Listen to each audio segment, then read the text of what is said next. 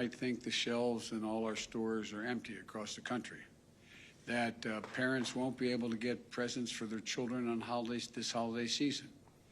But here's the deal. For the vast majority of the country, that's not what's happening. Because of the actions the administration has taken in partnership with business and labor, retailers and grocery stores, freight movers and railroads, and those shelves are going to be stocked. And many have heard that the CEO of Walmart, who I met with this week, speaking about the steps we've taken. He said, and I quote, "The combination of private enterprise and government working together has been really successful all the way through the supply chain. There's been a lot of innovation," end of quote. Here's what the progress has looked like. The first thing we had to do was speed up the operations at our ports. Americans are buying more goods than ever, and a lot of those goods come through our ports. 40% of the goods that come into the country on the West Coast come through two ports, Los Angeles and Long Beach. To help relieve congestion, I brought together labor and management and asked them to step up and cooperate more, to move forward in operating those ports not 5 days a week, 40 hours a week, but 24 hours a day, 7 days a week, by adding more shifts at night and on the weekends. Then we had to make sure that people could transport those goods from the ports to stores and homes across the country. We've broken up log jams there as well. Private sector port terminal operators at the ports of Los Angeles and Long Beach, for example, have announced that they're going to eliminate fees when truck drivers come into the port to pick up the containers, if they do it at night or on the weekends, when roads are less congested.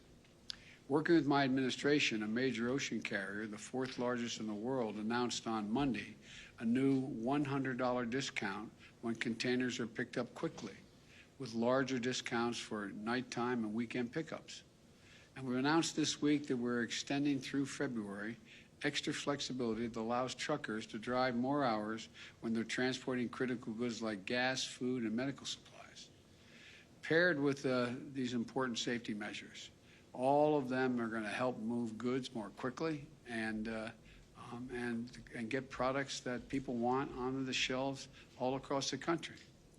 Over the last month, the number of containers left sitting on docks, blocking movement to those stores, was for over 8 days. Now it's down by 40%, which means they're heading to shelves and stores more quickly. That's an incredible success story. The ports of Los Angeles and Long Beach have moved 16% more containers so far this year than last year. By working with business and labor, my administration has been able to handle the huge surge in goods moving through some of our biggest ports. And that's translated into shelves across our country being well stocked. You don't have to take my word for it. On Monday, I convened a group of CEOs from some of the largest retailers and grocery stores in the nation, as well as companies who work with small businesses across America, including the CEO of Walmart, as I mentioned, along with Best Buy, CVS, Samsung, Mattel, Etsy, and QVC. My administration has been working with many of the CEOs and others to keep these goods moving through our supply chain to ensure the shelves are stocked heading into the holiday season. The CEOs I met with this week reported that their inventories are up, shelves are well stocked, and they're ready to meet the consumer demand for the holidays. The CEO of Etsy represents over 5 million small businesses and entrepreneurs. He told me, and I quote, "Our survey data says they are less concerned about supply chain challenges this year than they were last year," end of quote. I've also spoken with the CEOs of UPS and FedEx, which are on track to deliver more packages than ever. Now, I can't promise that every person will get every gift they want on time. Only Santa Claus can keep that promise. But there are items every year that sell out that are hard to find. Some of you moms and dads may remember Cabbage Patch Kids back in the 80s, or Beanie Babies in the 90s, or other toys that have run out at Christmas time in past years when there was no supply chain problem. But we're heading into a holiday season in very strong shape. It's not because of luck. We averted potential crisis by figuring out what needed to get fixed, and then we brought people together to do the hard work of fixing it. That's exactly what we're doing with the second concern I want to talk about today. prices. Here are a few things you should know.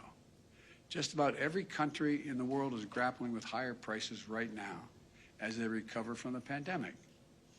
In the United Kingdom, price increases have hit a 10-year high. In Germany, a 28-year high.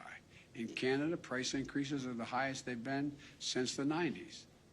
This is a worldwide challenge, a natural byproduct of a world economy shut down by the pandemic as it comes back to life.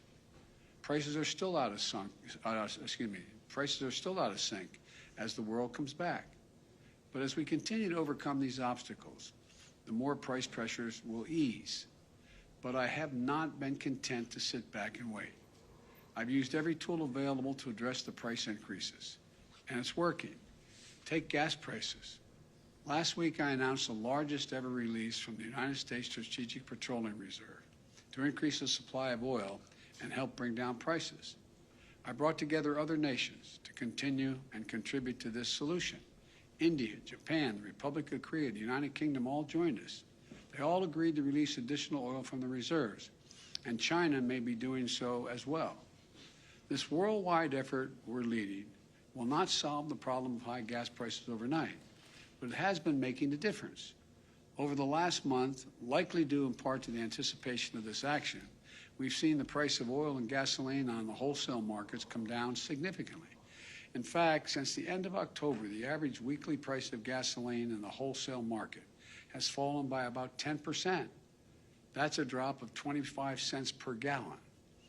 Those savings should reach the American people very soon, and it can't happen fast enough. And I've asked the Federal Trade Commission to consider whether potentially illegal and anti-competitive behavior in the oil and gas industry is causing higher prices to be maintained for consumers when the overall cost of oil is down.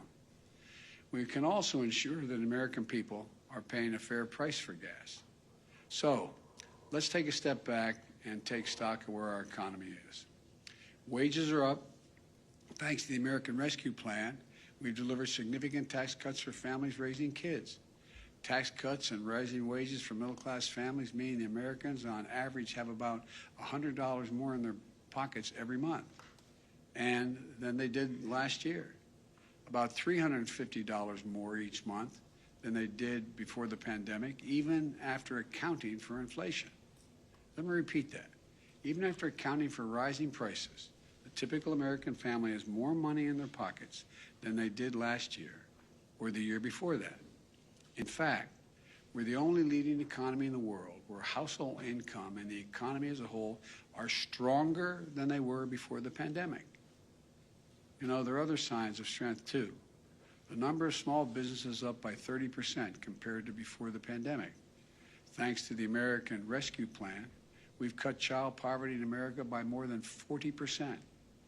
Think about that. Millions of children who spent last Christmas in poverty will not bear that burden this holiday season. And the Treasury Secretary, Janet Yellen, described it yesterday that it is, quote, a profound economic and moral victory for our country, end of quote. Since I took office, we've had a record job creation, 5.6 million new jobs since January 20th of this year. The unemployment rate has fallen to 4.6%. We're seeing more new small businesses, higher wages, and more disposable income. Fewer children in poverty, fewer people getting unemployment checks. None of this was inevitable. It was because of the American Rescue Plan, which virtually every Democrat in Congress voted for and every Republican voted against. It was because of the hard work my administration has done to try to solve the challenges in our economy instead of just pointing fingers and complaining. Now it's time to build on our success and cut costs further for families. That's what my Build Back Better plan does. It will lower out-of-pocket costs for child care, elder care, housing, college, health care, and prescription drugs. These are the biggest costs that most families face. In fact, a new independent analysis released today showed that my Build Back Better plan would mean $7,400 in tax cuts and savings for the typical family with the typical family of 4 with 2 kids. 17 Nobel laureate winners in the Nobel economic winners have written a letter affirming that this bill will reduce inflationary pressure in the economy. Two of the leading rating agencies on Wall Street confirmed this month that my plan will not add to inflationary pressures. In fact, they will, quote, take the edge off of inflation. Now my Republican friends are talking a lot about prices, but they're lined up against my Build Back Better plan, which would go right at the problem for rising costs for families. Why is that? I don't want to speculate on anyone's motive, but it's always easier to complain about a problem than to try to fix it. One Republican senator even said that rising prices were, quote, a gold mine, end of quote, for Republicans politically. Imagine rooting for a higher cost for American families just to score a few political points. The fact is, the Build Back Better plan is fiscally responsible. It's the first major piece of legislation in more than a decade that is not only fully paid for, but will generate more than $100 billion in deficit reduction. It fully covers the cost of its investments by making the largest corporations and the richest Americans pay a little more in taxes. Think about that. That's a trade-off worth making, in my view. Having those who have done very well pay their fair share in order to provide a little breathing room for millions of American families. But my critics don't seem to agree. They have a lot of speeches about high prices, supply chain, and other challenges we're facing, but they don't offer any answers. So they're just doing the no vote. That's their plan, vote no. But what does that mean? What does a no vote mean on this bill? Not on cable news, not on Fox, not in the real world, in your life, around your kitchen table. Well, here's what it's going to mean. It means for millions of American families, this bill, the bills you're paying right now for daycare could be substantially lowered, capped at 7% of your income. But Republicans said no, pay more. It means the bills you're paying right now to take care of your elderly parent could have been lower, a lot lower. But Republicans said, no, don't vote for this bill, pay more. It means the cost of your prescription drugs could have been lower, a lot lower.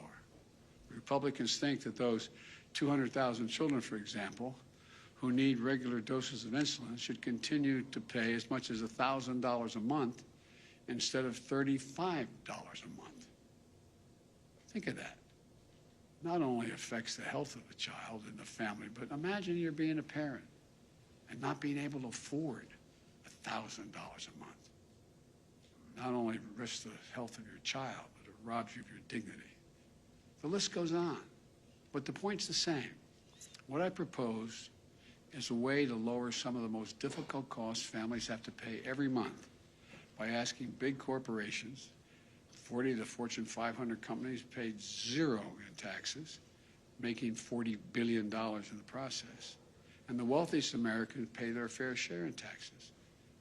Look, remember, we're in a situation, as far as Republicans are concerned, they'd rather the bills at your kitchen table be higher so the tax bills of corporate conference rooms and big mansions can be lower. In this case, let me tell you something. Nothing will be more expensive for American families than a no vote on the Build Back Better plan. I believe we simply can't afford to do nothing and wait and see what happens. In the moments we face today, that just isn't a responsible course. We live in uncertain times. Families are anxious about COVID, the economy, the cost of living. And the way to relieve that anxiety is with consistent, determined, focused action. I started my presidency with the American Rescue Plan. Now that law is carrying our nation forward on vaccinations, boosters, keeping our schools open, and so much more. I designed it as a year-long plan because I knew we'd have a lot of obstacles to overcome. Next, we passed the bipartisan infrastructure law because a lot of our infrastructure is crumbling. We have to prepare ourselves to compete and win the 21st century global economy. For most of the 20th century, we led the world by a significant margin because we invested in ourselves, not only in our roads and highways and bridges, but in our people and our families. We built the interstate highway system. We invested to win the space race. We were among the first to provide access to free education beginning back in the late 1800s. These decisions to to invest in our country and our families were a major reason why we were able to lead the world for much of the last century. But somewhere along the way, we stopped investing in ourselves. America is still the largest economy in the world. We still have the most productive workers and the most innovative minds in the world. But we've risked losing our edge as a nation. Our infrastructure used to be the best in the world. Today, according to the World Economic Forum, we rank 13th. And we have to invest in our greatest asset as well, our people. For example, we used to lead the world in educational achievement. Now the Organization for Economic Cooperation and Development ranks America 35 out of 37 major countries when it comes to investing in early childhood education and care. We can't be competitive in the 21st century global economy if we continue to slide. One of the reasons I believe so firmly in this is because I know what this country can be. We've always been a nation of possibilities. We didn't become this nation, we know, by dreaming small. Throughout our history, we've emerged from crisis by investing in ourselves. During and after the Civil War, we built the Transcontinental Railroad, uniting America. During the Cold War, we built the interstate highway system, transforming the way Americans are able to live their lives. And now we'll build the economy for the 21st century. I truly believe that 50 years from now, when historians look back on this moment, they're going to say this was the beginning of the moment when America won the competition for the 21st century. I think that's what we're going to see happen, God willing. May God bless you all, and may God protect our troops. Thank you very much. Mr. President, what's the level of concern that the new variant will end up exacerbating the very issues on supply chains your team has been working on the last several months? Well, look, you know me, I'm an optimist. What we have seen so far does not guarantee that's the outcome. As a matter of fact, we're going to know in the next several weeks that just not only how transmissible the disease is, but how extensive it is, how dangerous it is, and what damage it does, and most importantly, whether the vaccines we have are capable of dealing with this virus, particularly if the boosters we're trying to get everybody to get. So I think the jury's still out. I think it's a little early to make that judgment. But am I concerned? Of course I am, until we get the final answers. I'll take a couple more questions. Yes. President, what is your reaction? The Supreme Court heard that abortion be today, and the justices signaled that they are on the verge of major changes to abortion law in the United States. Do you have any plans to try to codify the law? What is your reaction to that? Well, first of all, I haven't. I didn't see any of the debate today, the presentation today, and I support Roe v. Wade. I think it's a rational position to take, and I continue to support it. Mr. President, thank you so much. There are a number of presidents, from Jimmy Carter to Richard Nixon, who really tried to impact inflation and supply chains and weren't able to largely do that. How confident are you that you have the tools and the power to do something about supply chains and help Americans find some relief? Because of what I've seen so far based on what we've done. This is the first time I've seen where labor and business is so ready to cooperate.